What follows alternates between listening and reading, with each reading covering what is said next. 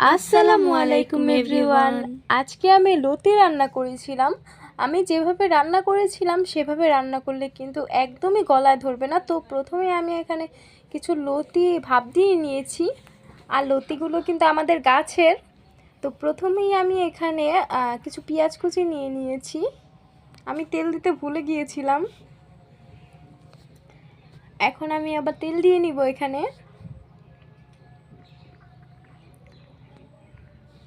পরে আমি পেঁয়াজগুলোকে ভেজে নিব।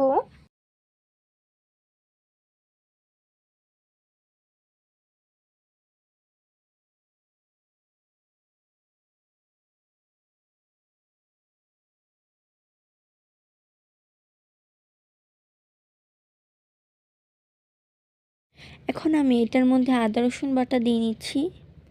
1 চা চামচ পরিমাণে আমি আদা রসুন বাটা দিয়ে নিচ্ছি এখানে।